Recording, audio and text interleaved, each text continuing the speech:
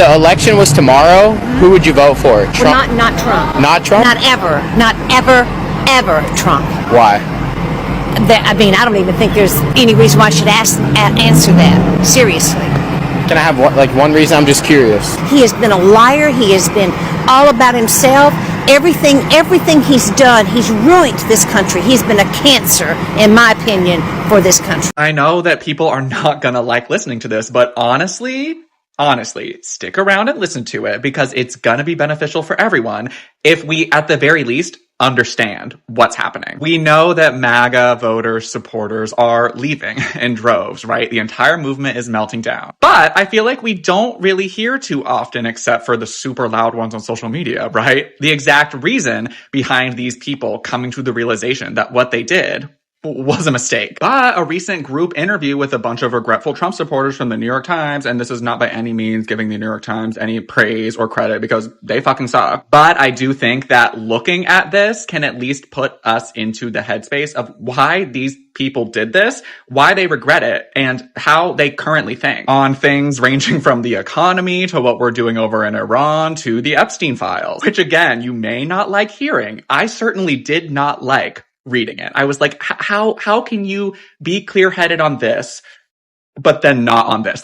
But my point still stands that at least knowing about it helps us gauge what's really going on. And then we can use that to our advantage in the midterms. And this one is a great first example of what I was just talking about, with these people being clear-headed on one thing Trump does and very clearly able to see how it's wrong, but then they still turn around and overall support him. This woman named Michelle, who was interviewed, says that she can recognize that what she did was foolish and that everything her friends on the other side of the aisle said would happen are happening. But then she loses the plot later on, saying, I really believe that if he had just done the things he said he was going to do, he would have been a great president. Completely ignoring that he literally is doing what he said he was going to do. Y'all just didn't want to see it and clearly still don't. Another woman who was interviewed named Pamela kind of expressed the same thing, saying she started noticing the other people around her who were mostly conservative kind of like side-eyeing each other and being like, wait, I think we made a big mistake. But at the same time, she's not personally embarrassed. She's just embarrassed for what the country is going through, seemingly not arriving at that point yet where she realizes she had a part in that. And then more on that theme of kind of like getting it through their heads, this guy, Jose, explains that he started to kind of see things were going not how he expected them to when Trump started doing the ICE deportations and separating families, even saying that his teenage daughter asked him, why did you vote for him, Dad? And that broke his heart every time. But in the same way that the other two did, he's still kind of scapegoating and not taking that personal accountability, saying, well, I didn't think he was going to do this, so I regret what he's doing, but I didn't want him to do that. And then where Iran and Israel are concerned, I found these two answers really interesting because they both come from independent Latino men who, to my surprise, seem to be very, very clear-headed about what exactly is going on over there. With the top guy, Daniel, saying every single time there's peace talks, Israel just has to intervene and attack the country. The evil in the Middle East, in that whole area, is Israel. I think Israel's doing what they say was done to them. And this second guy on the bottom, Jose here, saying the evil in the Middle East is Israel. We shouldn't be in Iran. They don't have a nuclear weapon. And remember here, even though they're independent, these are Trump 2024 voters. And then with regards to Epstein, this person interviewed named Michelle said, it bothers the hell out of me. We're still cloaking and protecting people of power just because they're people of power. And then hearing from Miss Pamela again saying, it's just normal. It's like a boys club. They just cover up everything and they keep their friends out of it. And then y'all, this kind of gagged me. Though I voted for Obama, I don't see him doing that. I don't see Reagan doing that. Kind of alluding to this concept that we all know, right? Like, this is not politics as normal. Yeah, it's become extremely horrifically normalized, but it seems they're kind of starting to get that concept of Trump is not just a regular leader that people are over-exaggerating about. And again, y'all, I'm not saying this to say that we have to forgive these people or give them the benefit of the doubt or embrace them with open arms. No. I'm merely just saying that there is stuff in what they're saying that we can use to help ourselves. The walls are very much closing in. The rats are very much jumping ship, as I just laid out. And no, we don't have to necessarily offer them a spot on our lifeboat, but we can at least get in the water with a mic and be like, hey, why'd you jump? Let me know what you... What's up everyone and welcome back to the channel Denga Reaction. So guys, If it is your very first time coming across any of my video, remember to like, share, comment, and not forgetting to subscribe. So, in today's video, for many years, Donald Trump has enjoyed one of the most loyal political following the modern American history.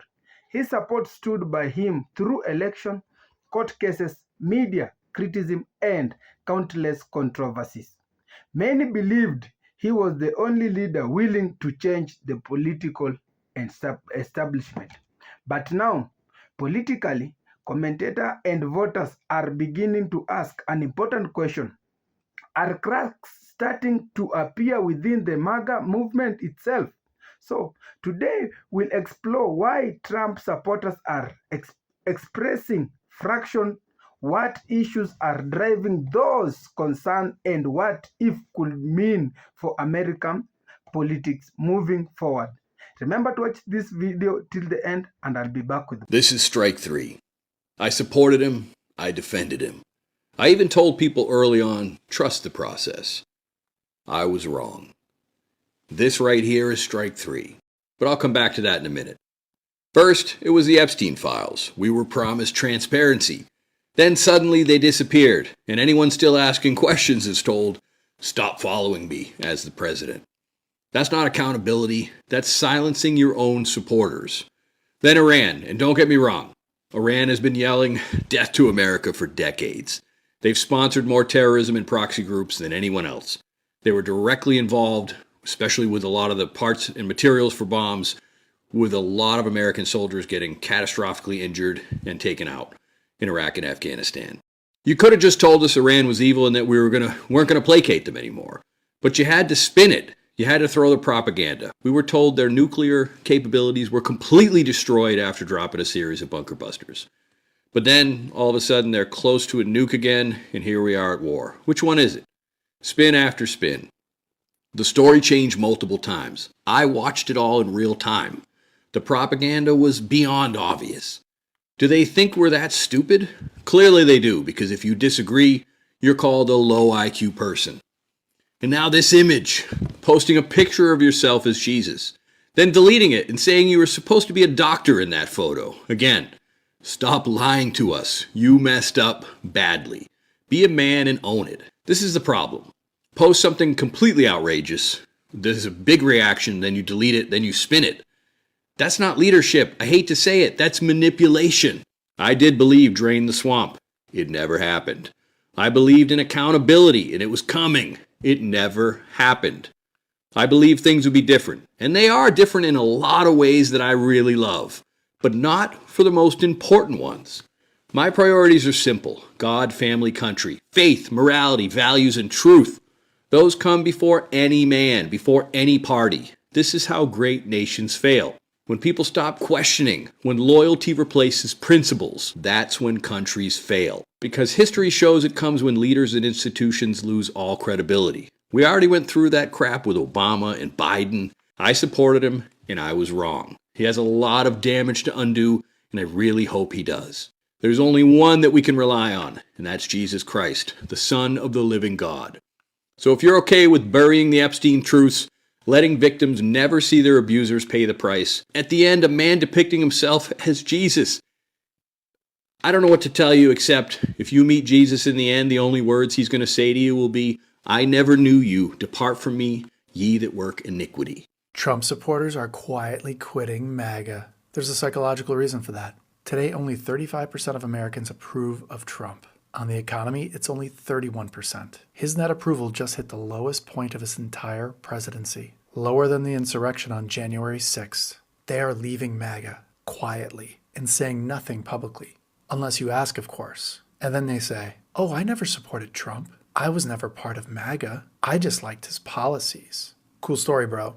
Tucker Carlson said, I campaigned for him. We are the reason this is happening right now, and I will be tormented for supporting Trump for a long time. I apologize, and I'm sorry for misleading people. Uh-oh. Megyn Kelly said there's no loyalty in return ever from Trump. Ever. She called him a man with zero morals. Mary Lou from the Necessary Conversation podcast just went on record saying she was never MAGA. Okay, Mary Lou. And if you know anything about Bob and Mary Lou, they are MAGA cult fanatics. Or at least they were. These are not Trump critics. These were the people who were the biggest fanatics of them all. And they're leaving like it never even happened. Dan Kahan, professor at Yale Law School, calls this identity protective cognition, the tendency to dismiss any evidence that threatens who you believe you are. Admitting Trump was a mistake means admitting their entire identity was a mistake. And that type of pain most MAGA supporters will do anything to avoid. So they say nothing. They stop posting. They skip the rally. They quietly take off the red hat. Because their pride will not let them admit they were wrong. The movement is collapsing. They just won't tell you. And their silence is deafening. The economy has no clothes. I'm tired of pretending that the economy's fine. I'm tired of pretending that the emperor understands what the fuck he's doing. I know I'm not a child like in the fable where we're supposed to learn this fucking lesson, but I'm telling you right now, I'm telling you, the economy is fucked. It's fucked. You're gonna have people tell you, oh, the Dow went up, the line went up 1,000 points today. It's down 5,000 for the month. There's a new trend happening on social media. It seems to be an awakening. Americans are no longer ignoring the fact that we're screwed. At some point, we got to put a stop to this nonsense. It has to be done. I got a letter recently that my property taxes are going to go up $600 a year from now on. I got a letter that my homeowner's insurance is going up $60 a month. My propane company sent me a letter that my propane is going to double this year. They just came and filled up my tank. It was $1,000. That's crazy. Also, as a entrepreneur and business owner, I get my health insurance through the marketplace. So you have the Affordable Care Act. I pay $45 a month. They just informed me that if this bill passes and I lose my tax credit, I'm going to go from $45 a month to $660 a month for health insurance. Why is shit so, excuse my language, why is it so expensive? Why is everything so expensive? Like, prices are rising with groceries. Prices are rising with rent. Prices are rising with food. Prices are rising with, like, services. You got apps where you have to pay for a subscription in order for you to fully use the app. It's crazy. I'm not going to pay $60 for a pair of jeans. Not going to do it. I'm not going to pay those type of prices. I'm just not going to do it. I don't know what we're going to do. We got to do something, though. We got to somehow not pay what they're charging for stuff. Can't do it. Not going to be able to continue. Well, I mean, where is the end? Where's the end game? Going to pay $5 for a candy bar? Going to pay $6, $7 for gasoline? Going to pay $100 for a pair of jeans? I mean, when does it end? MAGA is a lost cause. No matter how bad it gets, they will bow down to the cult leader and say it's for the country. But for the majority of Americans, many have reached their limit. I am so tired of feeling helpless as a parent. Yes, my kids are grown adults. My oldest is 28, my youngest is 25. And I thought by teaching them what I learned, which is you work hard, you get a good job, you're going to get the things in life that you need, right? Worked for me, why wouldn't it work for them? Because it doesn't. Because the world has fucking changed, all right? And now I feel like I see them struggling. And before my generation comes at me, yes, I understand struggling is a part of life. We all struggled. But there's a difference between struggling and drowning. All right? So we struggled and it was tough. But you know what? We made it. We knew there was a light at the end of the tunnel with our struggle. It seems like kids today, no matter how much they struggle, they just get further and further down the water into the drowning point. Donald Trump's own supporters are now turning on him after he attacked a number of high-profile MAGA commentators online today. And this is all taking place on Truth Social, Donald Trump's own social media platform. For example, this person says, "What? You are way out of line. Most of these people, especially Alex Jones, have been your day ones." Or this person says, "So we can only listen to Mark Levin for news? These people helped you get elected. You are actively alienating your base every day. This is sad." And there's so many more people saying in all caps, "Lost my support. What in the world is wrong with you?" And you can pause to read these if you like. This person as well saying, "You just lost my support, Mr. President." This one saying, "I can't. I'm done, DJT. You're just a man and I've done all that I can to support you and stand up for you, but this is enough." And finally, this person says, "They all supported you until you rug pulled the American people." This one saying, "WTF is this rambling?" This one even saying, "Charlie Kirk would be on that list too now, I bet." When Trump's own supporters are turning on him on his own social media platform, that's how you know things are bad. This MAGA. So guys, Remember, this before we begin, that this video is a commentary based on publicly discussed political issue and different viewpoints. Politics in complex and opinion vary widely. So let's begin. One of the biggest concerns being raised by some supporters is the economy. Many Americans continue to struggle with the high cost of living every day. Expenses like groceries, fuel, housing, insurance, and property taxes remain expensive in many parts of the country. Even people who strongly support Trump politically have voiced concern about whether their financial situation is improving. For many families, politically promises matter less than what they experience every day. If bills keeps rising while wages struggle to keep up, fraction naturally grows regardless of political affiliation. Some supporters expect quicker economic improvement and stronger action on issues affecting ordinary Americans. When expectations are high, disappointment can also become significant. Another issue creating debate involves government transparency. Some Trump supporters have expressed disappointment over handling of Jeffrey Epstein filed during the campaign. Many expected greater transparency and release of more information connected to the case. When those expectations were not fully met, some supporters questioned whether promises were being fulfilled for the people who have long demanded accountability from powerful individuals. Unanswered questions can become a major source of frustrations. Foreign policies has also become a topic of disagreement. Within the Maga movement, many supporters have traditionally favored a policy that focuses primarily on America's domestic interests. Because of that, discussion surrounding the tension involved Iran and Israel have generated mixed reaction. Some supporters believe America should avoid becoming deeply involved in overseas conflicts and instead prioritize domestic challenges such as economy, border security, infrastructure, and healthcare. Others urge that supporting allies abroad remain important for many nations' security. These differing opinions have created visible debates among conservatives themselves. Social media has made these disagreements much more visible. In previous years, criticisms from within Trump's own political base was relatively. Platforms like X, YouTube, and podcasts allow supporters to openly question discussion without leaving the movement entirely.